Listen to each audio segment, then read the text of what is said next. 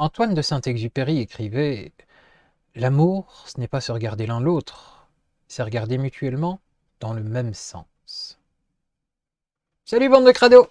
Et si je vous disais aujourd'hui que vous êtes quelqu'un d'extraordinaire, me croiriez-vous? Non, je vais pas vous sortir ce que vous sort la vidéo TikTok là sur le vous laissez pas faire, vous êtes quelqu'un d'extraordinaire, de fabuleux, de machin, de truc. Pas du tout, du tout, c'est pas le genre de la maison. Regardez-moi bien. Bon. En réalité, si vous êtes extraordinaire, c'est pas vraiment votre faute. Et vous n'y êtes pas pour grand-chose. Je suis désolé. En réalité, c'est votre corps qui est extraordinaire. C'est ce véhicule, ce vaisseau que vous occupez depuis la naissance. Essayez d'imaginer qu'en 30 secondes, temps très court, il produit plus d'actions, plus de travaux et plus de fonctions que vous n'en feriez en 10 ans dans votre propre maison. C'est ralent, hein? C'est ralent de se dire qu'on galère avec les maths. C'est ralent de se dire qu'on galère avec le français, avec les langues, avec la géographie. Et parfois avec le boulot, hein, le job, le patron, les collègues, chiant, machin, tout ça. Alors que lui, lui, il fait sa vie peinard. Et puis il a fait plutôt bien sa vie. Alors que nous, on galère. C'est moche. À votre décharge, lui, il est programmé pour ça. Nous, on n'est pas vraiment programmé pour faire des maths ou plus de français ou plus d'autres choses. Et tout à fait entre nous, le travail c'est chiant. Donc on n'est pas programmé non plus pour ça à la base, mais la société est ce qu'elle est. Pour paraphraser la citation de Saint-Exupéry que je reprenais en début de vidéo, qu'est-ce que l'amour? Qu'est-ce que l'amour? Grande question. L'amour, c'est un état d'équilibre entre deux personnes. On a le sujet A, le sujet B, ils se rencontrent. Alors parfois, oups, ils se loupent, mais de rien. Et c'est foutu, hein, c'est un peu moche. Mais parfois, au contraire, pouf, et il y a une fusion. Cette fusion, c'est un état d'équilibre, un état d'harmonie. D'ailleurs, c'est chiant. Quand on tombe sur un couple qui vient de naître, vous aurez remarqué qu'ils sont très fusionnels, très. Voilà. Ça, c'est un état d'équilibre et d'harmonie. Et c'est justement de ça que je vais vous parler aujourd'hui, parce qu'en médecine, il y a un état similaire. Ça s'appelle, bon, c'est un peu moins poétique, hein, mais ça s'appelle l'homéostasie. L'homéostasie, ça s'applique autant à l'anatomie. L'anatomie, qu'est-ce que c'est? C'est la géographie de votre corps, je ne peux pas le dire autrement, c'est vraiment la géographie du corps, et à la physiologie, surtout à la physiologie. La physiologie, c'est un peu plus compliqué, c'est la description des processus corporels. Des processus et des fonctions corporelles et vitales. Ça, c'est la physiologie. Ça étudie le fonctionnement de chaque partie de votre anatomie. En gros, pourquoi est-ce que quand le soleil vous tape sur la tête, vous avez la nausée, vous avez des vertiges, vous desséchez, etc. Ça, c'est de la physiologie. Alors, l'homéostasie dont je parlais, puisque c'est le sujet du jour, c'est pas bien compliqué à comprendre. Vous et moi, votre voisin, votre voisine, vos parents, n'importe qui, nous avons tous un point zéro d'équilibre. Le point zéro, imaginons, c'est ma grosse tête. Ça, c'est le point d'équilibre. Chaque côté, on va essayer de se mettre égal, voilà. À un moment donné, moment très court pour nous, puisque ça se compte en millisecondes et en secondes, dans toute la journée, des facteurs vont venir perturber cet équilibre. On va parler du climat, de la pollution, du stress, des charges, comme le boulot, etc. etc. Ouais, j'aime pas le boulot, vraiment. Et le corps, qu'est-ce qu'il fait?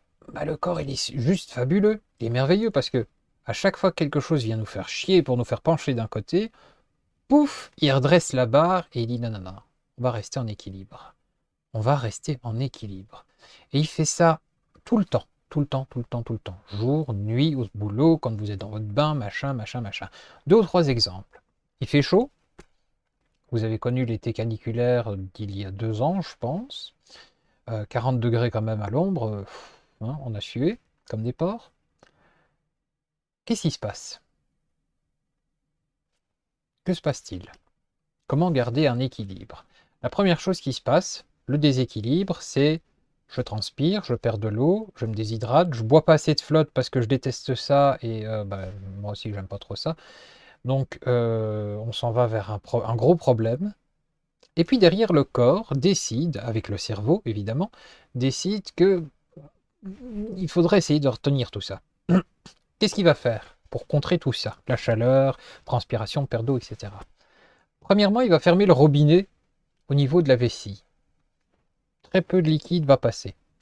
Deuxièmement, au niveau des intestins, c'est pareil, puisque vous savez que au moment où vous devez aller faire vos selles, ben, il y a de l'eau qui repasse. C'est forcé, ça hydrate, ça permet de ne pas avoir des bouchons.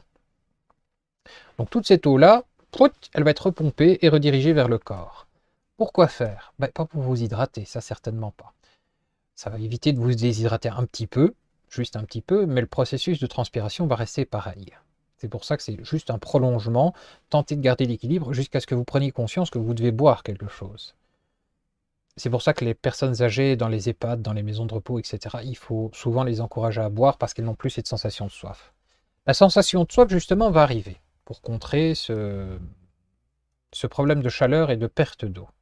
Vous allez l'écouter, c'est très bien, pouf, voilà. Mais il faut lutter contre la chaleur à un moment donné. Alors, qu'est-ce qui se passe?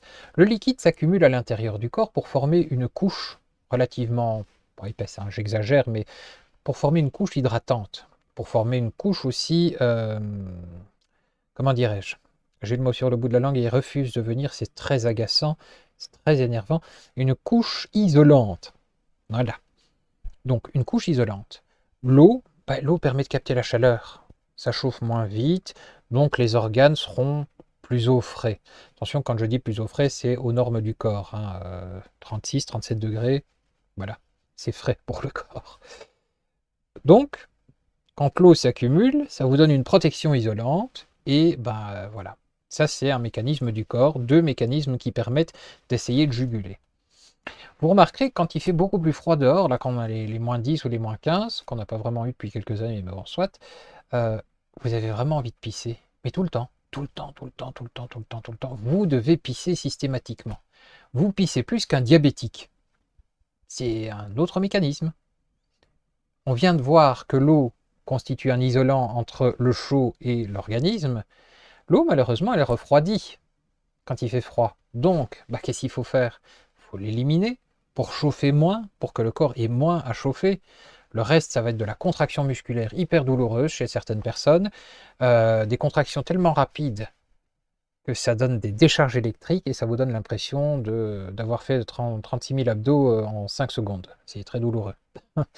Voilà. Ce sont des processus d'homéostasie en physiologie. Voilà. En gros, on a un dernier exemple, très actuel. Que se passe-t-il quand votre corps est envahi par un virus ou une bactérie? On va foutre le Covid de côté. On va prendre les bactéries et les virus que le corps connaît et maîtrise. Le Covid, on en a un peu ras le cul. On va prendre la grippe ou un rhume ou un bête virus, quelque chose de simple. Mais premièrement, vous allez faire de la température. La température, c'est le corps qui augmente justement pour essayer de chasser l'intrus. Si c'est une bactérie, à tous les coups, la bactérie, elle est cuite, elle s'en va, elle est... Si c'est un virus, c'est un peu moins drôle parce que le virus, il aime bien quand il fait chaud. C'est Disneyland quand il fait chaud, il adore ça. Alors là, ben, ça va être la seconde équipe qui va se charger de ça. La seconde équipe, c'est quoi? Ben, c'est notre armée, c'est nos polices, c'est nos services secrets du corps. Ce sont les globules blancs. Les globules blancs, il y a les macrocytes, machin, machin, machin. On verra ça beaucoup plus tard. Qui viennent et qui traquent un peu partout dans le corps. Grosso modo, système lymphatique. On part sur un rhume, système lymphatique, on a des ganglions sur le côté, ils vont commencer à gonfler un petit peu. Ça, c'est la production, c'est l'usine de fabrication de nos policiers, de notre armée personnelle. C'est bien, c'est génial comme truc. Donc ça va gonfler et puis ça va les envoyer à l'attaque et à l'assaut. Vous imaginez bien que vous n'allez pas avoir un ganglion lymphatique dans le pied, dans la jambe, si l'infection est localisée ici au niveau ORL, hein, nez, bouche, gorge. Ça n'aurait aucun sens. Une fois que l'infection est terminée, que le virus a été massacré, foutu dehors à coups de pompe dans l'oignon, qu'est-ce qui se passe? Ben, on a nos macrocytes qui viennent bouffer et digérer les virus, et c'est le système lymphatique qui va drainer tout ça pour foutre les restes dehors, hein, clairement. Ça, c'est un autre mécanisme d'homéostasie, d'équilibre. Ça permet à votre corps de continuer son existence. et tous ces processus sont programmés de façon harmonieuse, comme je le disais pour décrire l'amour, automatiquement, c'est inscrit dans le code génétique, c'est ainsi. C'est fabuleux. Voilà, c'était la première vidéo que je faisais sur la vulgarisation médicale. J'espère que vous avez capté à peu près tout ce que j'ai raconté, parce que j'ai quand même pas mal blablaté, et puis que vous avez retenu au moins les 3 mots. Hein. Anatomie, qui est la géographie du corps, physiologie, qui est la description des processus et des mécanismes corporels, bêtement, hein, des réactions chimiques, machin, machin, machin, machin. Et puis le plus important aujourd'hui, c'était homéostasie, qui est le point d'équilibre. Hein. Vous retenez la grosse tête, les mains qui balancent, équilibre, une balance, équilibre, homéostasie. Oui, je fais l'andouille, mais il y a comme ça que ça rentre. Il me reste à vous souhaiter de vous porter au mieux. Et puis, pour la prochaine fois, nous verrons... Qu'est-ce que nous verrons la prochaine fois? Je ne sais plus le programme que je vous ai concocté, parce que c'est touffu. C'est touffu. Je crois qu'on va faire un peu d'anatomie la prochaine fois, mes petits crados. Ouais, la prochaine fois, on va faire un peu d'anatomie. On va passer sur les organes.